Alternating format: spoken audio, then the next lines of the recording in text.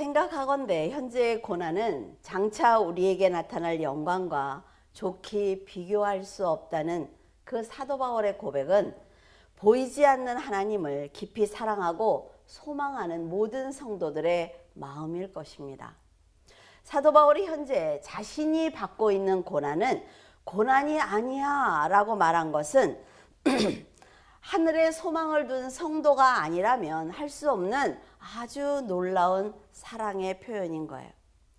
바울은 우리가 하나님의 자녀가 되었기 때문에 하나님의 영광과 유업을 상속받을 수 있게 되었으므로 고난도 함께 받아야 된다라고 말하고 있습니다.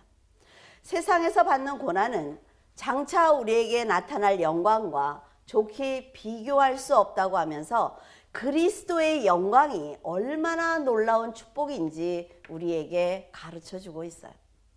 그러나 모든 사람들은 영광을 누리기는 원합니다.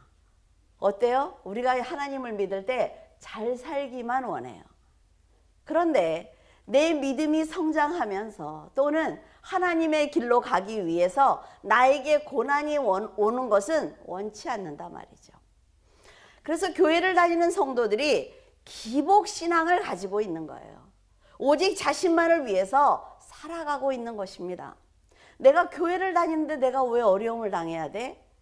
내가 하나님한테 이렇게 기도를 했는데 내 자녀들이 왜 어려움을 당해야 돼? 라는 말들을 한단 말이죠. 사람들은 자신이 세운 기준에 미치지 못하면 고난이라고 생각을 합니다. 내가 어떤 평수에 어떤 삶을 살아야 돼? 라는 걸 내가 기준을 세워놔요. 그래서 거기까지 올라가지 못하면 어떻습니까? 왜 하나님이 나한테 이런 고난을 주시지? 라는 말을 하지요.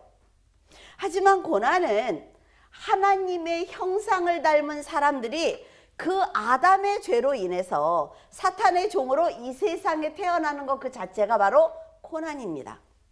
그리고 인생 중에 만난 그리스도를 위해서 자신의 의를 버리고 믿음을 지키는 그 자체가 고난이에요. 죄면 어떻습니까?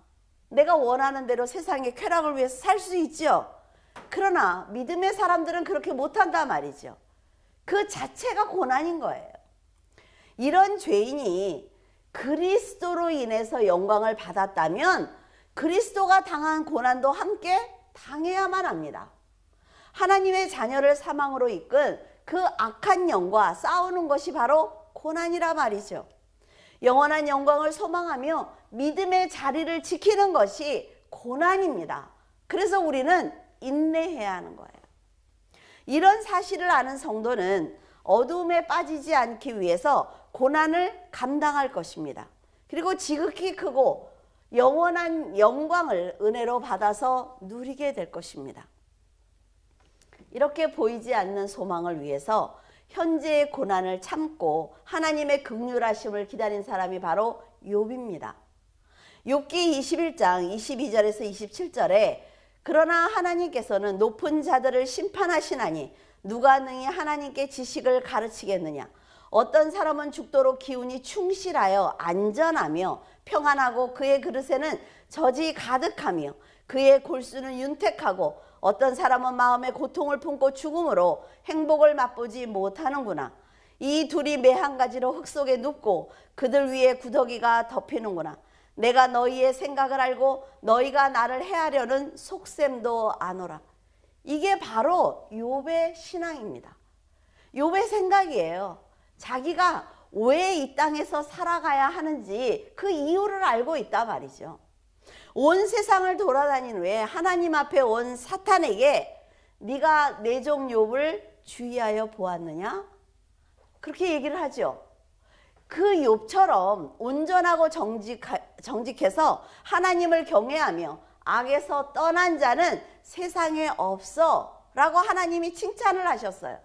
그러니까 사탄이 하나님이 무조건 하고 도와주니까 욥이 그렇게 살 수밖에 없는 거죠. 그런데 하나님이 하나씩 빼앗아 보세요.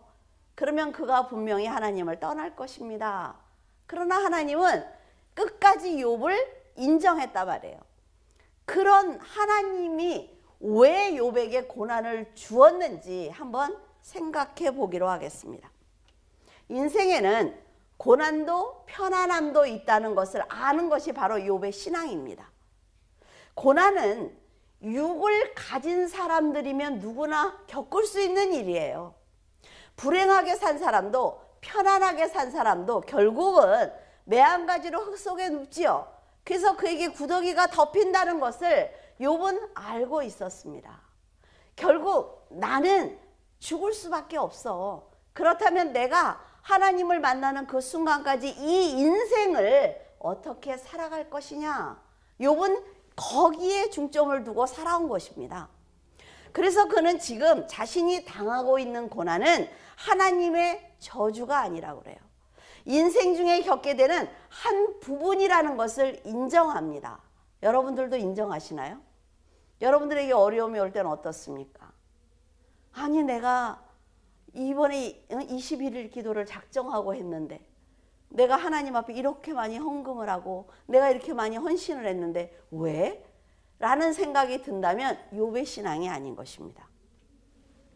하나님께서 회복시켜 주실 때까지 믿음으로 이 시간을 지금 견디고 있는 것입니다. 인생의 길은요, 여러분, 견디는 거예요. 가는 겁니다. 우리가 고속도로를 타면 어때요? 그냥 가잖아요, 끝까지. 갈 때 구분길도 있고 어때요? 그 언덕도 있고 우리가 다리 위도 건너고 여러 가지 한단 말이죠. 그게 인생이에요. 하지만 욥의 친구들은 하나님을 알아. 나는 하나님을 믿어. 내가 이 교회 장로인데, 내가 목사인데 라고 믿음을 자부하는 일반적인 사람들의 신앙을 가지고 있었습니다. 그렇기 때문에 성숙한 욥의 신앙을 이해할 수가 없었어요. 욥을 공격하고 있는 친구들은 사람이 고난을 받는 것은 분명 죄가 있기 때문이야 라는 일반적인 생각을 가지고 있었단 말이죠. 사탄이 욥을 향한 하나님의 사랑을 반박하면서 그를 시험해 보면 욥이 무너질 것입니다 라고 한 것처럼 친구들 역시 욥의 신앙의 깊이를 이해할 수 없었습니다. 성숙한 욥은 인생 중에 겪는 고난을 불평하지 않았죠. 하나님의 영광과 은혜를 누리는 성도라면 당연히 고난도 받을 수 있다라는 믿음을 가지고 있었습니다. 여러분들은 그럴 때 없나요? 어느 날 이렇게 생각을 하면 그래, 내가 그때 그 고난을 당하지 않았으면 지금 내가 엄청 멀리 가 있었겠다라는 생각이 들 때가 있습니다. 그것은 은혜란 말이에요. 은혜. 그건 하나님을 아는 사람만 생각할 수 있는 거예요. 욥기 34장에 보면 엘리후가 욥에게 말하기를 그대는 하나님께 회개했어? 하나님께 내가 죄를 지었사오니 다시는 범죄하지 않겠습니다 라고 너 회개했어? 라고 묻습니다. 당신이 고난을 받는 것은 분명히 당신이 깨닫지 못하는 죄가 있기 때문에 하나님께 회개해야만 한다. 이 고난을 벗어나기 위해서는 회개해야 돼. 맞는 얘기죠. 회개해야 합니다. 그러나 어떤 회개를 하느냐 말이에요. 욥은 나는 인간이기 때문에 분명히 하나님께 죄를 지었을 거야. 그러나 나는 사람의 도리를 다하기 위해서 하나님께서 주신 나에게 주신 모든 은혜 그리고 물질, 환경과 시간을 나누기 위해서 노력을 했어. 그러니까 하나님은 나에게 책망하실 수 있지만 너희들이 나에게 책망해서는 안 돼 라고 말을 했지요. 이런 반박을 여러분들이 성경을 읽다가 욥이 이 사람이 정말 괜찮은 사람이야? 라는 생각이 드는 부분이 이런 거란 말이죠. 하지만 욥기 30장을 보면 자신이 사람의 도리를 다했다라고 말한 것은 하나님의 은혜를 아는 사람만이 할 수 있는 이야기입니다. 왜? 하나님의 은혜가 너무나 위대하시다 말이죠. 그 하나님의 위대하신 은혜를 받은 내가 어떻게 내가 인간적인 생각으로 살 수 있겠어? 그러니까 나는 하나님 앞에는 죄인이지만 내가 당신들에게는 하나님을 알려주기 위해서 최선의 삶을 다했기 때문에 당신들이 나한테 그런 공격을 하면 안 돼 라는 것은 어때요? 믿음으로 살아본 사람이 할 수 있는 얘기라는 거예요. 하나님의 은혜에 감사했던 욥은 그 은혜가 사라지고 나자 사람들이 비웃는 것을 깨닫습니다. 그리고 자기가 기력이 떨어져서 아무것도 할 수 없다는 것도 깨닫게 돼요. 왜 깨달아요? 하나님의 은혜가 나를 여기까지 지금까지 인도하셨구나 라는 고백 위에서 이걸 깨닫는 거예요. 풍족한 삶이 모두 다 사라져 버렸어요. 아, 내 힘으로 산 것이 아니야. 얼마 전에 뉴스 보셨죠? 뭐 16조 재산이 있는 그분이 스스로 가는 걸 오늘 봤잖아요. 사람이요, 여러분, 이 안이 공허하면 물질은 소용없습니다, 여러분. 나에게 주어진 시간도 소용이 없는 거예요. 하나님 안에서 내가 이 안을 얼마큼 채우고 있느냐가 나를 주장하는 거고, 내 환경이 나를 주장하지 못합니다. 그럴 때는. 이 욥은 하나님의 은혜가 얼마나 소중한지 그 고난을 당하면서도 깨닫고 있었습니다. 사람들이 서슴없이 그의 얼굴에 침을 뱉었어요. 감히 욥의 얼굴에? 대적들이 길을 에워싸도 도와주는 사람이 하나도 없었습니다. 이것은 지금까지 내 힘으로 산 것이 아니구나. 아, 하나님이 나에게 주셨기 때문에, 하나님이 사람들을 주장해 주셨기 때문에 내가 그 자리에 있을 수 있었구나라는 것을 친구들에게 고백하는 것입니다. 욥이 자신의 신세를 한탄하는 것은 하나님을 원망하는 것이 아니라 말이에요. 하나님이 은혜를 거두자 내가 얼마나 하찮은 인간인지 알았다는 거지요. 스스로 자기를 자책하는 영적인 고백입니다. 그가 하나님을 원망하지 않는 것은 조건 없이 주신 하나님의 위대함을 알고 영원한 나라의 소망을 가졌기 때문입니다. 그래서 여러분들에게 말씀을 드리는 게, 혼자 기도할 때 다 벗어버려야 돼. 가면을 다 벗어버리고 정말 너무나 별 볼 일 없는 나만 앉혀놓고 하나님과 대화를 해야 성령께서도 내 기도를 주장해 주시고 하나님도 나의 모습을 바꾸어 주시기 위해서 성숙시키는 거예요. 그런데 우리는 어때요? 앉으면 하나님, 제가 오늘 뭐를 했습니다. 뭐를 했어요. 나는 이렇게 했는데 걔는 못했어요. 이런 기도들을 하니까 변하지 않는 거죠. 하나님이 살아계신다는 것을 믿는 욥은 세상에서 받는 고난은 당연한 것이므로 하나님께서 회복시켜 주시는 그날까지 인내해야 한다는 믿음을 가지고 있었습니다. 새 친구들은 하나님의 뜻대로 사는 게 뭔지 모른단 말이에요. 살아본 적이 없어요. 그냥 주일이면 교회 가고 월급 받으면 헌금하고 일을 주면 내가 그 일을 하면서 사명을 감당했다고 생각한단 말이죠. 그건 믿음이 아니에요, 여러분. 그거는 유치원 다니는 애들이 엄마가 가방 메워주면, 버스 태워주면 가는 그 정도예요. 그러니까 영적으로 성숙한 욥의 말을 전혀 알아듣지 못합니다. 예수님이 천국에 관해 선포하실 때 어때요? 제자들이 다 육의 말로 듣지요. 그것과 똑같은 것입니다. 그래서 영적인 사람이 육적인 사람에게 하나님의 말씀이나 세상의 모든 돌아가는 얘기를 해줄 때 되게 어려워요. 못 알아듣는다 말이죠.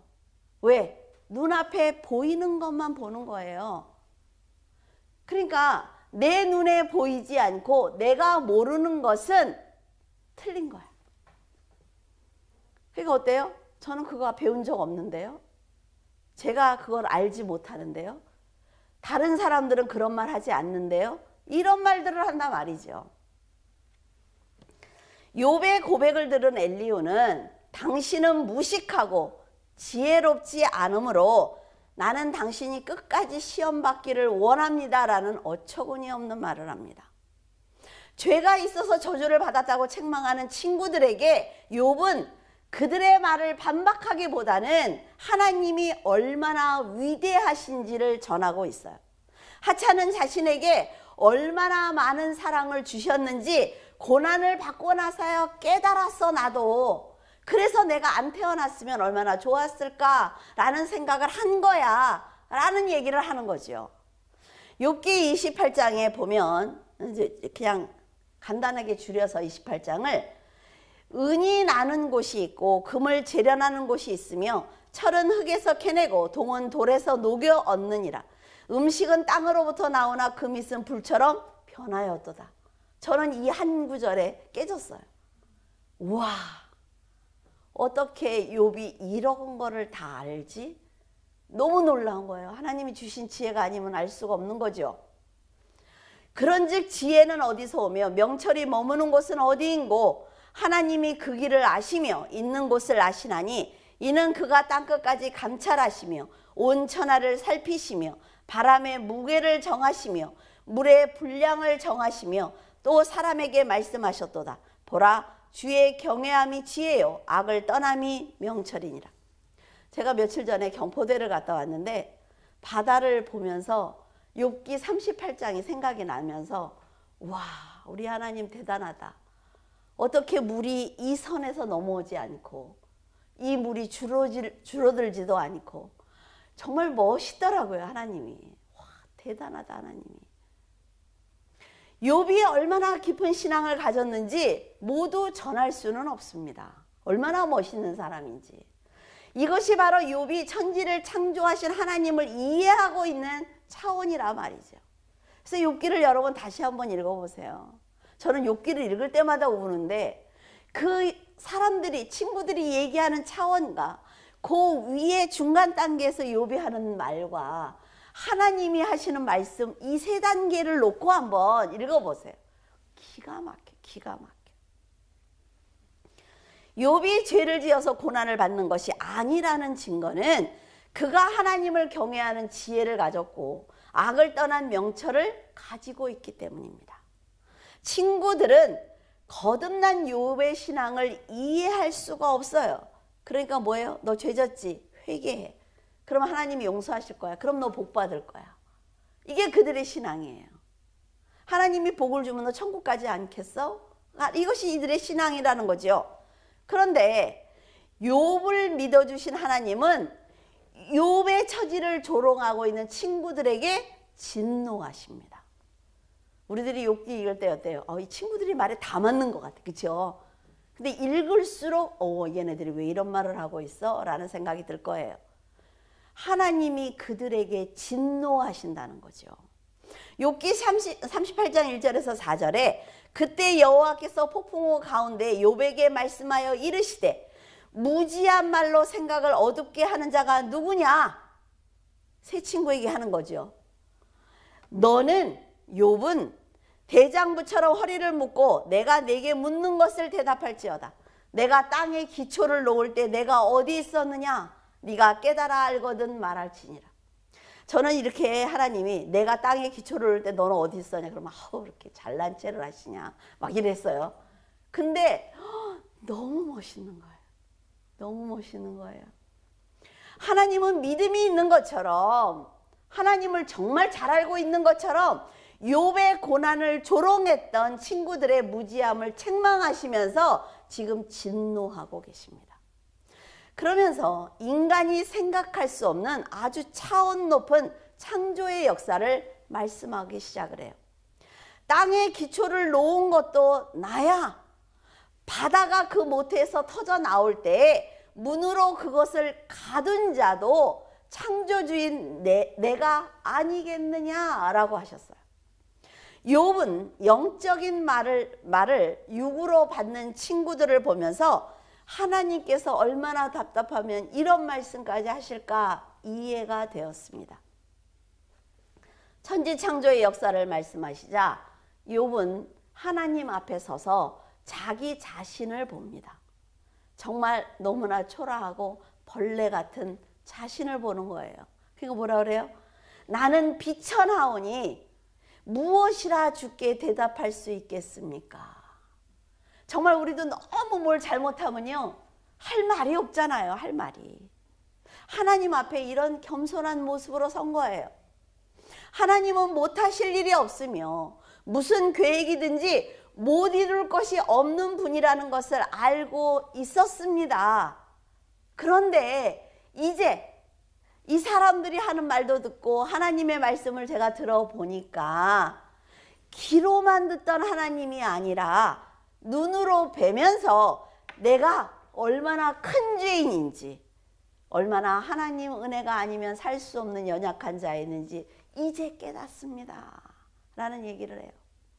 이 고백은 인간은 절대로 하나님의 영광을 높여드릴 수 없다는 걸 깨달았다는 고백입니다. 욥기 42장 7절에 여호와께서 욥에게 이 말씀을 하신 후에 대만 사람 엘리바스에게 이르시되 내가 너와 내 두 친구에게 노하나니 이는 너희가 나를 가리켜 말한 것이 내 종 욥의 말 같지 옳지 못함이니라. 하나님의 말씀을 중심으로 해서 성경을 봐야 되겠죠. 여러분이 사탄에게 욥의 신앙을 인정하셨던 하나님의 처음 말씀을 잊지 않는다면 이 세 친구의 말이 얼마나 잘못되었는지 알 수가 있습니다. 이 사람 말이 옳은 것 같아. 근데 하나님이 이 사람들한테 진노했지. 그럼 뭐가 잘못됐을까라는 생각을 갖고 읽으라 말이에요. 우리는 욥기를 읽으면서 세 친구가 하는 말이 인간적이라는 생각을 합니다. 그래서 옳다는 생각을 하지만 영적으로 성숙한 욥의 말이 옳은 거예요. 육적인 생각으로 판단하는 사람은 영적인 삶을 살아내면서 깊이 있는 신앙을 가진 사람들의 말을 잘 알아듣기 어려울 것입니다. 이런 욥일지라도 하나님께서 천지를 창조하신 역사를 말씀하실 때 그 놀라운 지혜를 도저히 감당할 수 없기 때문에 입을 다물어 버리는 것입니다.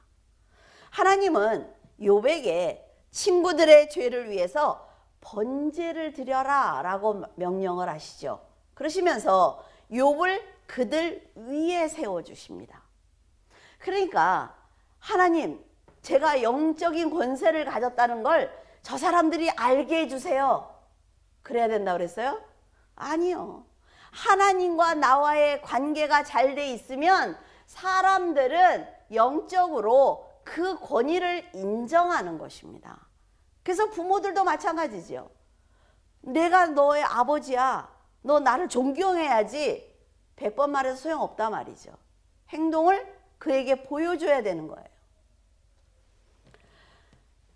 하나님은 믿음을 지켜낸 그에게 복을 주십니다.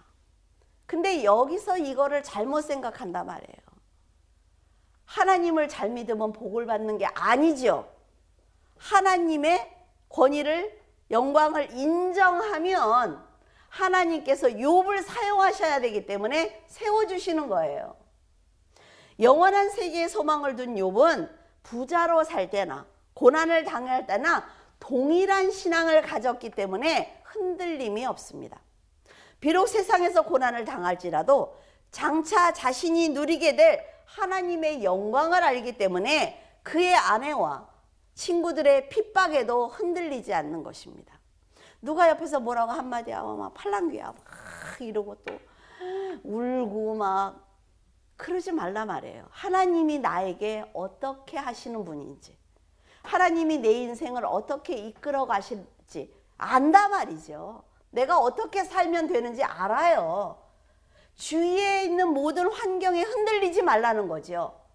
하나님께서 여기서 나에게 어떻게 훈련을 하셨는지를 생각을 하고, 돈이 많을 때만 축복을 받는 게 아니잖아요. 고난을 당할 때는 하나님이 나의 어떤 부분을 깎으시려고 이러시지? 그러면 내가 여기서 뭘 배워야 되지? 내가 훈련을 다 받고 나면 하나님이 옮겨주시잖아요, 자리를. 그 하나님을 믿어야지. 사람을 보면 성장하지 않습니다, 여러분. 하나님은 성도들에게 욥과 같은 이런 신앙을 원하신단 말이에요. 여러분은 여러분이 당하고 있는 현재의 고난이 장차 우리에게 나타날 영광과 좋게 비교될 수 없다는 것을 인정하십니까? 보이지 않는 소망을 위해서 오늘도 보이는 것을 다 버리고 영원한 영광을 위해서 참고 있는지 묻고 있습니다. 자, 만약에 우리가 우크라이나에 지금 가서 그 고통당하는 사람들에게 보이는 거는 영광이 아닙니다. 앞으로 겪을 우리가 누릴 그 영광과 좋게 비교할 수가 없어요. 참으세요 이러면 돼요? 그러니까 좀 지혜롭게 해야 된단 말이에요. 지혜롭게. 그들에게 위로할 수 있을 때는 위로하고 그들을 건져내고 난 다음에 하나님을 전해주고 이런 순서가 있는 거예요. 또 여러분들이 또 고난당하는 분한테 가서 할렐루야 하나님을 믿고 또 이럴까 봐. 그런 분들이 있잖아요. 솔직히 얘기해서. 자, 21절에서 22절. 그 바라는 것은 피조물도 썩어짐의 종로로 탄 데서 해방되어 하나님의 자녀들의 영광의 자유에 이르는 것이니라. 피조물이 다 이제까지 함께 탄식하며 함께 고통을 겪고 있는 것을 우리가 아느니라. 하나님께서는 하나님의 형상대로 창조한 사람들에게 복을 주시면서 땅에 움직이는 모든 것을 다스리라 라고 말씀을 하셨어요. 그러나 아담의 죄로 모든 피조물들은 하나님의 저주를 받게 됐지요. 그래서 땅은 가시덤불과 엉겅퀴를 내게 됐어요. 사람은 그 수명이 정해지게 되었습니다. 그래서 죽게 되었다 말이에요. 피조물과 사람들은 모든 자유가 박탈당하고 말았습니다. 모든 피조물은 사람들과 함께 공허하고 썩어 없어지는 저주를 받게 된 거죠. 그런데 그들이 받은 사명이 있단 말이죠. 그 피조물들도 다. 근데 이 사람들 때문에 그들이 그 사명을 감당할 수 없게 된 거예요. 하지만 피조물이 이렇게 훼손된 것은 어때요? 그들이 원한 게 아니에요. 사람들 다스려라. 그러니까 집안에 어때요? 아빠가 잘해야 된단 말이죠. 엄마도 잘해야 돼. 또 아빠들이 얼굴 표정이 바꾸는 게 보여. 엄마도 잘해야 돼요. 왜? 부모가 잘못하면 자녀들이 함께 어려움을 당할 수밖에 없는 거예요. 그래서 부모가 늘 본이 돼야 되는 거죠. 사람들에게 다스리라고 했어요. 하나님이 가정을 다스리라고 그랬어요. 그런데 본이 되지 않으면 함께 고난을 당하는 거야. 함께. 피조물이 회복되는 때는 언제예요? 예수 그리스도가 다시 오실 때, 재림하실 때 피조물은 해방됩니다. 그 저주에서. 그래서 모든 피조물들이 그 날을 고대하고 있는 것입니다. 사람의 타락으로 지진과 가뭄, 홍수와 전쟁으로 신음하고 있는 피조물은 마지막까지 지속적으로 파괴될 것입니다. 그 산불 너무 무섭지 않습니까? 지금 너무 가슴이 아파요. 그걸 방화했다고요? 너무 기가 막히더라고요. 이것을 회복하기 위해서는 그리스도께서 재림하셔야만 합니다. 여러분은 땅에 있는 우리의 장막이 무너져도 하늘에 있는 영원한 집이 있다는 것을 욥처럼 믿으시기를 바랍니다. 지금 아무리 힘겹더라도 그리스도께서 마련하신 처소가 있기 때문에 우리는 그리스도가 오시는 그날 함께 영광을 누릴 수 있어요. 그래서요, 지금 인내해야만 합니다. 믿음을 떠나서가 아니라 믿음 안에서 인내해야만 해요. 그가 새 친구의 조롱에도 지혜롭게 대답할 수 있었던 것은 이 모든 것을 이루게 하셨고 보증하셨던 성령이 함께 계시기 때문입니다. 성령이 누구예요? 하나님의 영이잖아요. 그렇죠? 우리가 하나님의 양자가 되기는 했습니다. 그러나 아직 이 육을 가지고 있지요. 그래서 완성되지 않았어요. 그러니까 나는 택함을 받았어. 택함을 받은 건 누구라 그랬어요? 마지막까지 믿음을 지키는 자가 택함을 받은 거예요. 그래서 완전한 입양이 아닙니다. 그리스도께서 재림하셔서 우리의 몸이 변화를 받고 영원히 함께 하실 때까지 그 소망을 놓지 않고 믿음 안에서 살아내야만 내가 예정된 사람이 되는 거예요. 하나님의 아들이 되는 것입니다. 갈라디아서 5장 5절 우리가 성령으로 믿음을 따라 의의 소망을 기다리노니 골로새서 1장 26절에서 27절 이 비밀은 만세와 만대로부터 감추어졌던 것인데 이제는 그의 성도들에게 나타났고 하나님이 그들로 하여금 이 비밀의 영광이 이방인 가운데 얼마나 풍성한지를 알게 하려 하심이라. 이 비밀은 너희 안에 계신 그리스도니 곧 영광의 소망이니라. 소망이 뭐래요? 그리스도래요. 그래서 우리가 영원한 소망을 갖는 거, 보이지 않는 그 소망을 갖는 것은 곧 내가 그리스도를 잘 믿는 것입니다. 소망을 가지려니까 하늘만 쳐다보고 내 안에 어디 있다래요? 너희 안에 계신 그리스도다. 늘 우리와 함께 동행하신다는 거예요. 여러분, 성령께서 끝까지 여러분들과 동행하면서 여러분을 보호하고 계십니다. 그러니까 무서워하지 말아요. 난 교회 가서 기도 못해요. 뒤에서 누가 서 있는 것 같아요. 뭐예요? 막. 그거 왜 그래? 도대체 왜 그러는 거예요? 얼마나 좋아. 얼마나 좋아요. 내 안에 계시는데 뭐가 염려가 돼요? 그렇게 무서워야 기도할 때 그 영적인 뭐래도 볼 거 아니에요. 그렇죠? 만세와 만대로부터 감추었던 그 놀라운 비밀을 하나님은 성도들에게 드러내셨습니다. 그리고 이방인인 우리들에게 값없이 주셨대요. 그것이 지금 다 이루어졌잖아요. 이런 사랑을 받는 사람들이 보이는 세상만 쫓는다면 상속자로서 하나님의 유업을 받지 못할 것이며 하나님을 만났을 때 변명할 기회조차 없을 것입니다. 여러분, 우리 몸에서 영이 빠져나가는 건요, 순식간입니다. 변명하고 자시고 돌이키고 할 시간이 없어요. 하나님의 비밀인 그리스도가 정하신 그날에 몇 월 며칠이라고 그랬어요? 제가 몇 월 며칠이라고 그랬어? 이 날짜 알면 이단이라니까. 하나님이 정하신 그날에, 예수 그리스도도 모르겠다고 하신 그날에 오신다는 것을 성도들은 알기 때문에 끝까지 인내하면서 그날을 기다리면 모두가 그리스도를 만나게 될 것입니다. 그래서 재림하실 때까지 사명을 그냥 감당하고 잘 살고 있으면 돼요. 내가 기도할 때 오시면 좋겠다 막 이래요. 아이고, 얼마나 기도를 해서. 응? 내가 성경을 이렇게 넘길 때 오시면 좋겠어. 아이고 참. 자, 예를 들어서 어머니가 성탄절에 자녀에게 줄 선물을 열심히 포장을 했습니다. 그러면서 하는 얘기가, 이거는 성탄절에 줄 거야 라고 정하셨어요, 그 때를. 그런데 변덕스러운 엄마는 그러겠지. 아침에 하고 성탄절에 줄 거야? 갖고 싶지. 그러면 내가 이번만 줄게. 이런 엄마도 있겠지. 근데 우리 하나님은 그런 분이 아니라 말이야. 아이들은 선물을 뜯어보고 싶은 유혹을 받지만 성탄절에만 가질 수 있다는 엄마의 명령이 있었기 때문에 그때까지 인내하는 것입니다. 선물을 보면서 지나다닐 수는 있어요. 만져볼 수도 있어요. 머리 흔들어 볼 수도 있어. 괜찮아요. 그게 기도야. 흔들어 보는 거. 어머니가 준비한 선물은 나에게 정말 필요하다는 걸 압니다. 왜? 엄마가 날 사랑하니까. 그렇기 때문에 약속한 그날까지 자기의 일을 하고 있으면 되는 것입니다. 어머니는 한 번도 약속을 어긴 적이 없지요.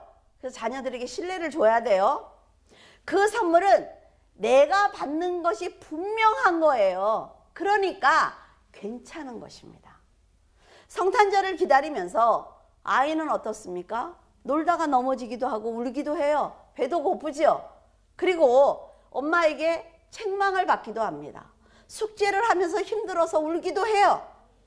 그리고 엄마가 어때요? 이 선물은 못 주지만 내가 이 선물을 줄게. 그리고 작은 거를 사주기도 합니다. 우리도 살면서 선물 받잖아요, 하나님께. 아이가 지금 힘들다고 선물이 사라지는 것이 아니라 말이죠. 우리가 예수 그리스도의 재림을 믿거나 안 믿거나 재림이 없어지는 게 아니라 말이에요. 기다리는 시간 동안 여러 가지 일을 만날 수가 있습니다. 우리의 인생 중에 만날 수 있죠. 물론 눈에 보이지 않기 때문에 인내하지 못하고 때를 쓰기도 하지요. 하나님께 막 날 데려가시라고 막 울기도 하잖아요, 우리. 또 막상 데려간다 그러면 안 갈 거면서. 어머니를 믿기 때문에 때를 쓰지 않고 주어진 그 시간에 더 열심히 무엇인가를 하기도 합니다. 이것을 크게 확대해서 여러분의 인생이라고 생각해 보라 말이죠. 성령은 우리와 동행을 하세요. 그러면서 연약함을 도와주십니다. 재림은 이때 하실 거야, 하나님이 정하신 날에. 그런데 네가 여기까지 올 때까지 내가 너를 도와줄게. 성령은 그러신단 말이죠.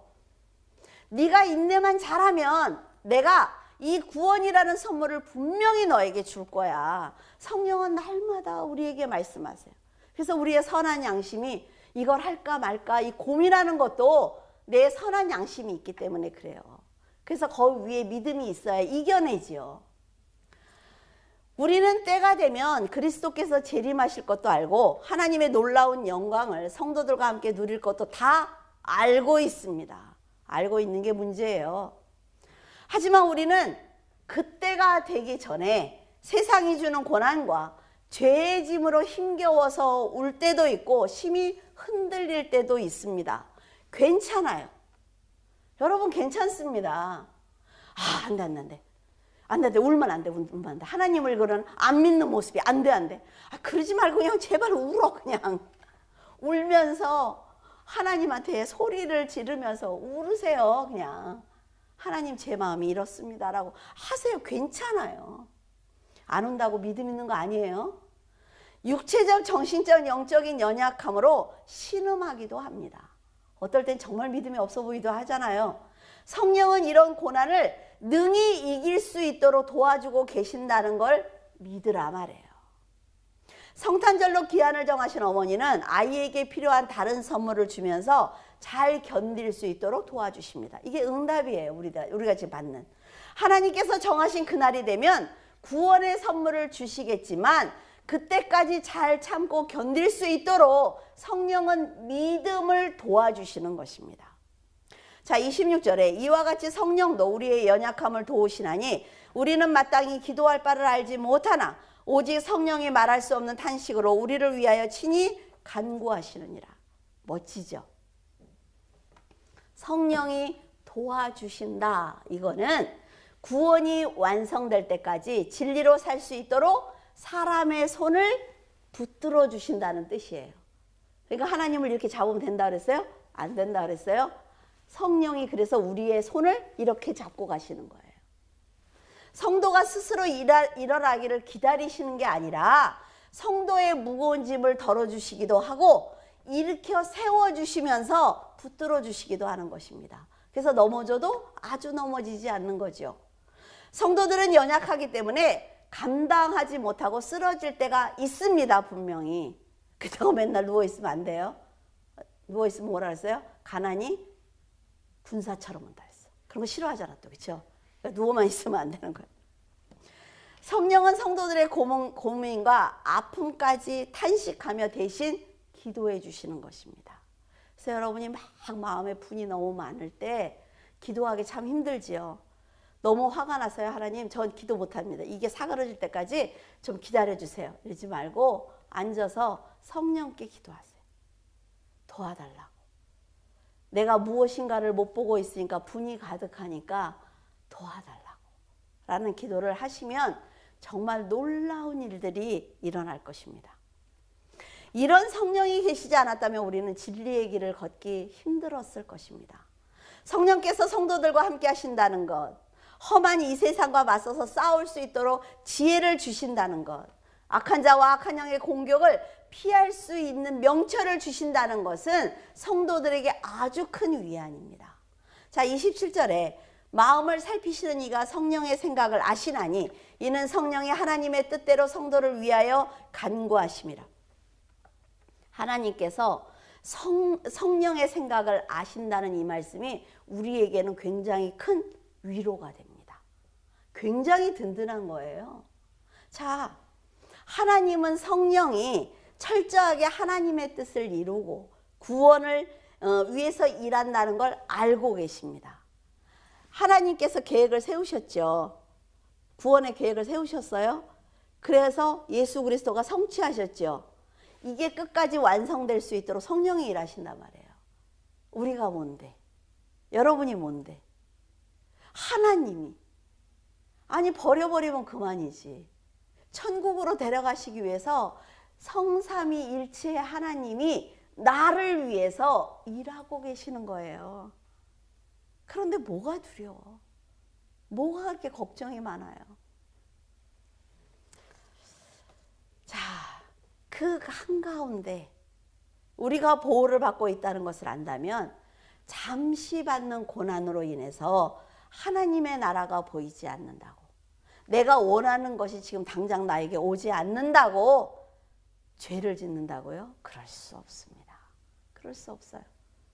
내 미래가 보이지 않거든 지금 있는 자리에서 최선을 다해서요. 기도하고 말씀 보고 열심히 찾아보고 이 있는 자리에서 최선을 다하면 이것이 하루하루 쌓여서 이게 완성되는 거예요.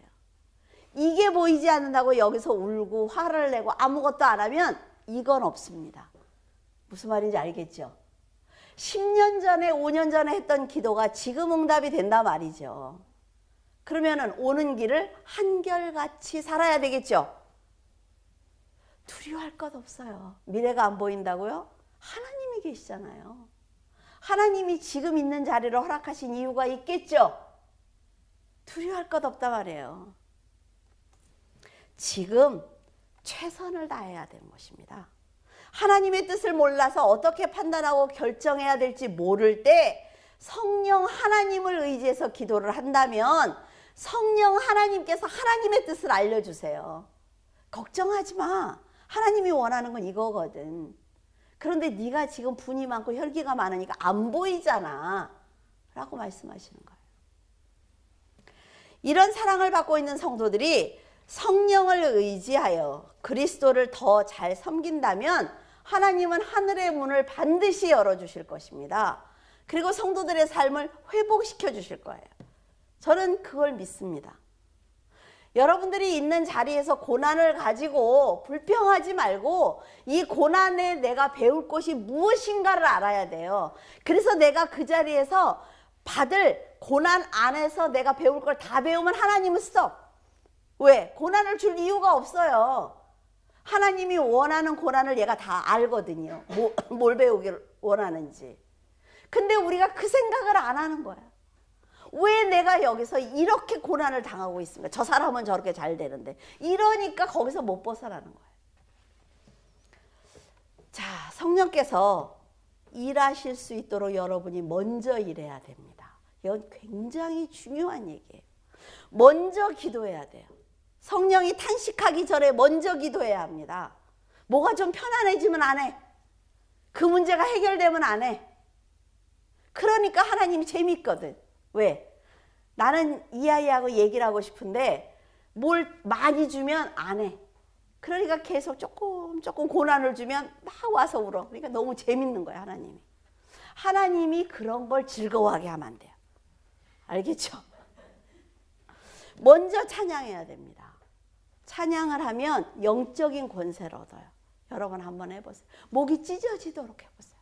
아무도 없어, 교회. 와서 마음껏 찬양을 한번 해보세요. 그리고 먼저 믿음으로 영적인 싸움을 해야 합니다. 영적인 싸움 누구라 해요? 지나가는 사람하고 나 자신과. 나를 나태하게 만들고 나를 교만하게 만들고 나를 혈기 만들고 내가 쾌락을 쫓게 만들고 이런 나와 영적인 싸움을 해야 돼요.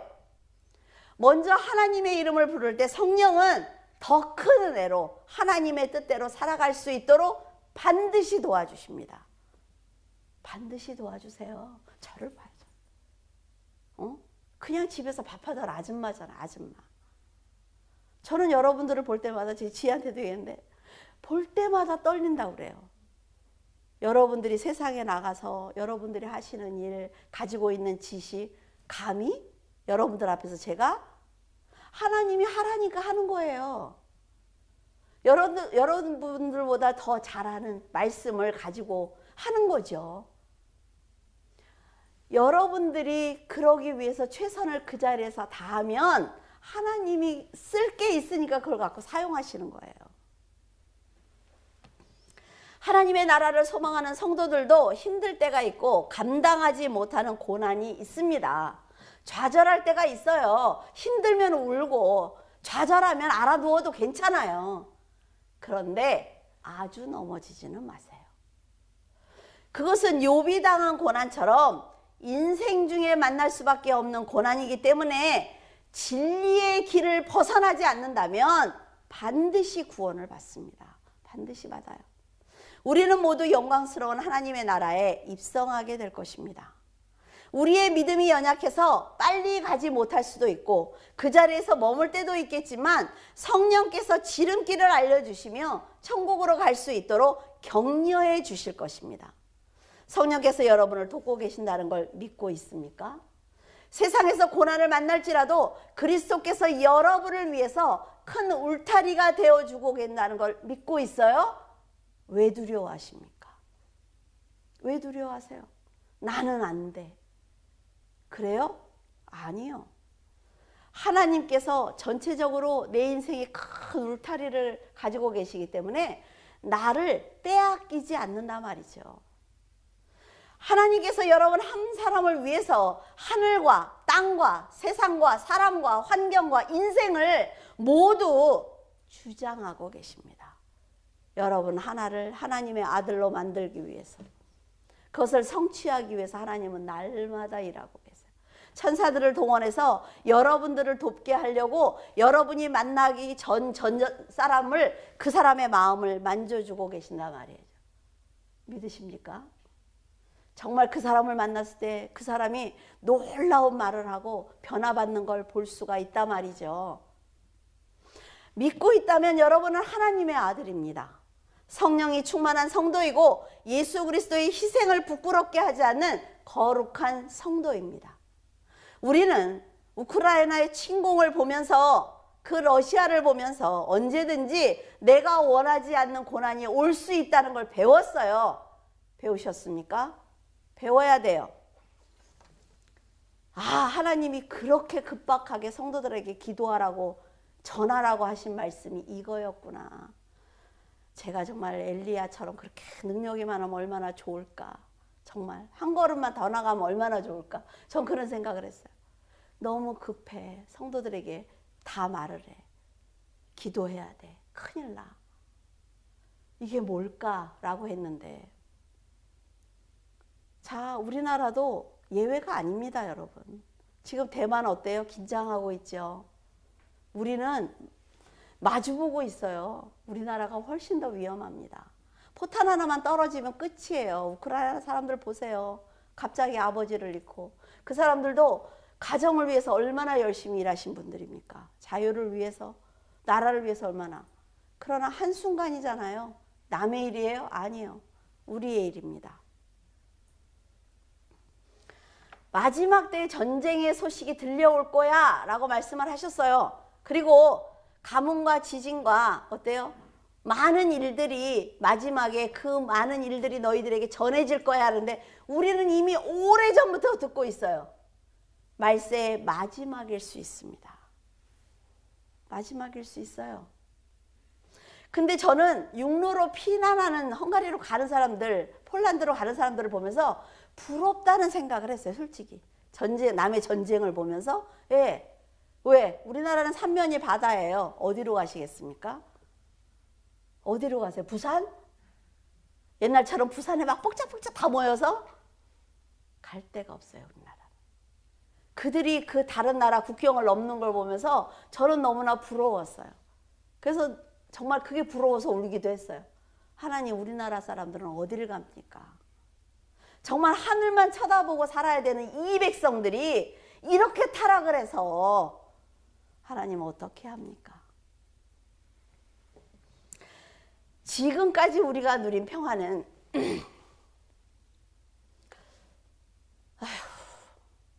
하나님의 은혜라 말이죠. 그 어린 아기들이 길에 누워있는 시체를 보셨습니까? 자식을 살리려고 안고 아빠가 총에 맞아 죽는 거 보셨어요? 그게 남의 일이라고요? 아닙니다, 여러분. 우리의 일이에요. 지금 이 세상은 사람의 결정에 의해서 움직이고 있습니다. 그런데 우리는 어때요? 하나님이 결정하시는 예수 그리스도의 재림을 기다리고 있는 사람들입니다.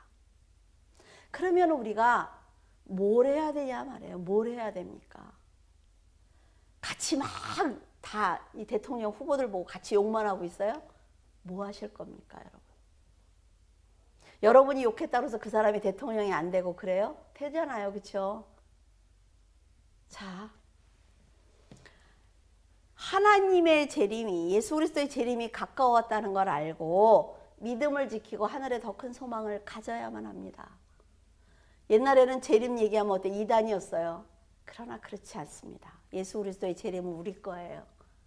우리는 재림이 얼마 멀지 않다는 것을 우리는 알 수가 있습니다. 보이는 소망은 소망이 아니라고 하였으므로 성도들은 하늘의 소망을 두고 이 땅에서 믿음을 지키기 위한 고난을 즐거워해야만 합니다. 늘 변함없이 성령의 인도하심을 쫓아서 하나님의 뜻을 이루기 위해서 노력하는 귀한 성도로 살아가기를 바랍니다. 기도하겠습니다. 모든 사람들에게 참 자유를 주시기 원하시는 하나님 아버지 감사드립니다. 저희들이 세상을 보며 아픈 마음을 가지고 있습니다.